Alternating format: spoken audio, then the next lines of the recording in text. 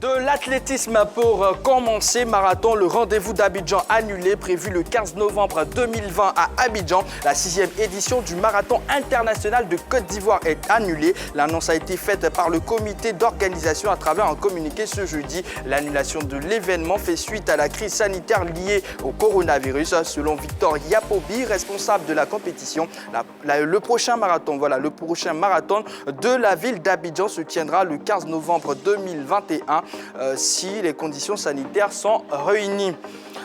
Du basketball à présent, immigration clandestine, la FIBB s'engage. La Fédération ivoirienne de basketball, avec l'appui de l'ambassade de France en Côte d'Ivoire, organise une caravane de sensibilisation sur les dangers de l'immigration clandestine. La commune d'Abobo est la première localité à accueillir l'événement qui vise à lutter contre le fléau à travers la pratique du basketball.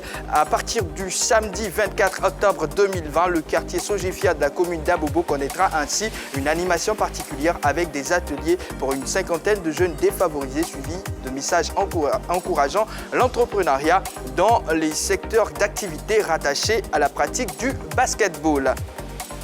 Handball, France, Karabatic de retour chez les Bleus. Luka Karabatic, qui avait manqué l'Euro 2020 en janvier sur blessure, retrouve l'équipe de France de handball pour les 2 matchs de qualification de l'Euro 2022, a annoncé vendredi Guillaume Gilles. Pour cette première liste depuis sa prise de fonction, le sélectionneur a souhaité convoquer les joueurs présents lors de l'échec de l'Euro 2020. Cette liste s'inscrit dans la droite ligne du travail qui a été initié depuis la reconfiguration du staff et la longue période d'inactivité, explique-t-il. Tennis, fin de collaboration entre Pouille et Mauresmo. Après 2 ans de collaboration, Lucas Pouille et Amélie Mauresmo se séparent. Le nordiste finalise la venue d'un autre entraîneur pour Zamalek Raja reporté. La demi-finale retour de la Ligue des champions de la CAF qui devait être jouée samedi entre le Raja et Zamalek a été reportée au 1er novembre en raison de cas de Covid-19 dans l'équipe marocaine. La Confédération africaine de football a en effet été informée mardi de 8 cas de Covid-19 parmi les joueurs du Raja de Casablanca ainsi que du confinement du club pendant une semaine jusqu'au 27 octobre. L'autre demi-finale retour entre Al-Ahly et le Wydad est maintenue et la finale reste prévue le 6 novembre 2020. Nomination Samuel Eto'o honoré au Tchad. Samuel Eto'o est devenu ambassadeur itinérant à la présidence de la République, tout comme Nahir Abakar, entrepreneur social et conseiller à la jeunesse de l'Union africaine. Les 2 personnalités ont été nommées grâce à un décret signé du chef de l'État tchadien, le maréchal Idriss Déby. Samuel Eto'o était le 16 octobre à N'Djamena dans le cadre du concours L'école des champions initié par Nahir Abakar. Ce concours offre 15 bourses à des jeunes de 10 à 15 ans qui intégreront l'Akadji Sport Academy du Cameroun. Transfert, Ronaldo prêt à rejoindre Paris, pas totalement convaincu par le projet de la Juventus Turin. Cristiano Ronaldo est clairement ouvert à un départ et une fois encore, le quintuple Ballon d'Or se verrait bien rejoindre le PSG. À en croire le Daily Mail, la Juventus serait prête à céder son joueur vedette pour attirer Kylian Mbappé contre une offre de 262,632 milliards de francs CFA. La vieille dame souhaite ainsi damer le pion au Real Madrid, incapable de rivaliser à une telle hauteur.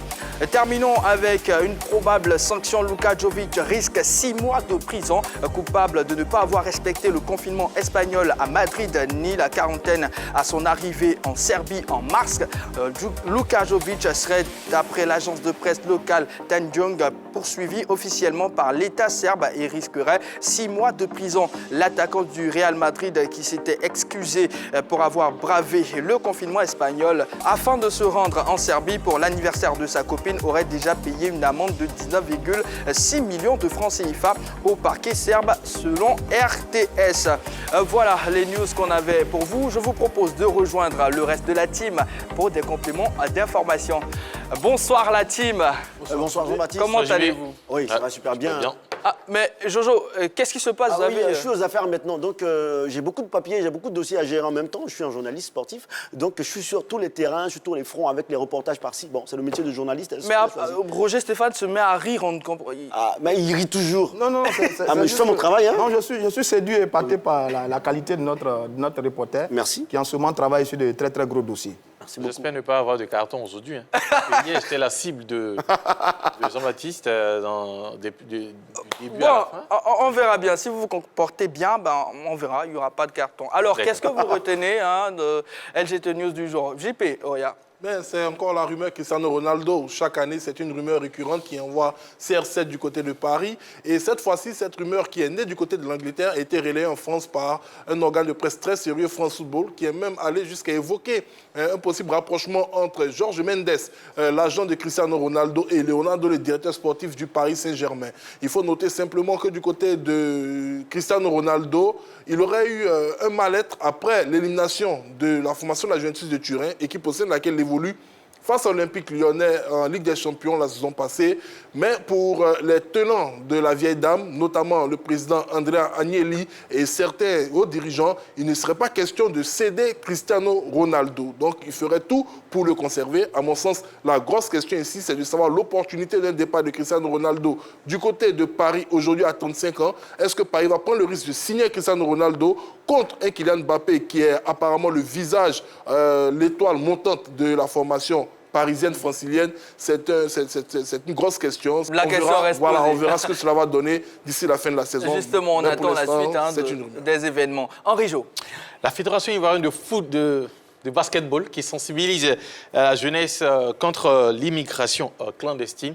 Et on l'évoquait récemment ou dans nos émissions passées, cette fédération-là avec son président, M. Koulibaly, qui travaille énormément après avoir signé des partenariats pour permettre la construction des aires de jeu dédiées au basketball dans différentes villes de l'intérieur du pays.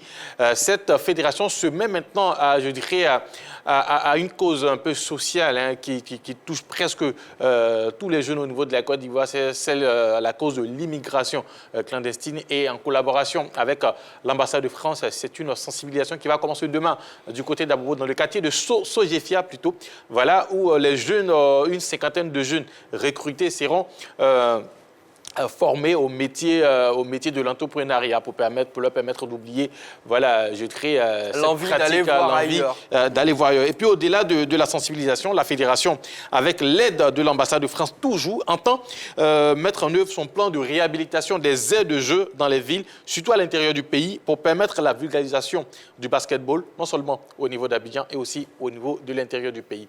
Donc, comme je le disais, c'est une fédération qui travaille, qui se donne les moyens, qui se donne les partenaires. Et quels partenaires? Par exemple, l'ambassade de France, aujourd'hui, c'est un partenariat qui va se créer entre la Fédé et l'ambassade de France. Ça ne peut qu'être bénéfique pour le basketball ivoirien dans les années à venir. En tout cas, c'est une initiative à saluer. Monsieur Jojo, effectivement, je cherchais le papier. On parle d'annulation de marathon. Ah bon, c'est trop. Tout ça pour raison de Covid-19. Mais à un moment donné, il faut que la maladie nous lâche. Ça s'arrête. Voilà, que ça s'arrête, on annule tout. Que ce soit handball, que ce soit basket, tout ce qui est compétition est annulé. Nous, on va faire quoi? Nous, on sait courir seulement dans la vie là. Donc, on voulait courir avec la compétition le marathon de la paix, parce que c'est prévu, c'est une compétition qui est prévue chaque 15 novembre pour la journée mondiale de la paix. Et cette fois-ci, pour cause de Covid-19, ils ont annulé encore. Vraiment, le boss de cette compétition, de ce marathon, M. Victor Yapobi, est vraiment fâché. Dieu merci, il a pu organiser Miss Côte d'Ivoire. Donc ça change pas, ça change pas grand chose. Hein. Mais ce marathon-là, c'est notre bébé, quoi. Tout le monde se réunit autour. Il y a des footings, il y a des petits jeux, il y a des animations. On court dans la paix pour montrer à tous les Ivoiriens que la paix, sans la paix, là, il n'y a pas de bonnes choses. Sans la paix, il n'y a pas d'investisseurs. Donc, faisons la paix. Faisons la paix. Je devais courir cette année, il devrait courir. Ah, oui, dommage. Oui. Je suis un grand coureur. Roger Stéphane. Oui, Samuel Eto'o fils, le meilleur de sa génération, qui a été honoré au Tchad. Il a été nommé ambassadeur itinérant à la présidence de la République. Mais ce n'est pas ça le plus important. Il a eu beaucoup de distinctions. C'est son implication pour le développement du football sur le continent qui est vraiment intéressante. Il était au Tchad pour participer au concours des champions, un concours qui offre 15 bourses pour des jeunes pensionnaires pour intégrer la Kadi Sport Academy au Cameroun. C'est l'académie qui a formé Samuel Eto'o fils. D'abord, il est reconnaissant à cette académie pour laquelle il travaille énormément. Et puis en plus, il en fait beaucoup.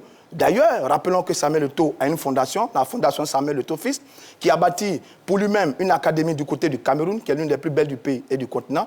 Et puis au Gabon, la même fondation, avec l'appui des autorités du Gabon, a bâti également une autre académie. C'est fort de la part de Samuel, qui travaille au développement du football, aussi bien sur le plan national du côté du Cameroun, mais aussi sur le plan continental. Et ça, c'est à saluer. Et très souvent, je ramène son exemple au plan local.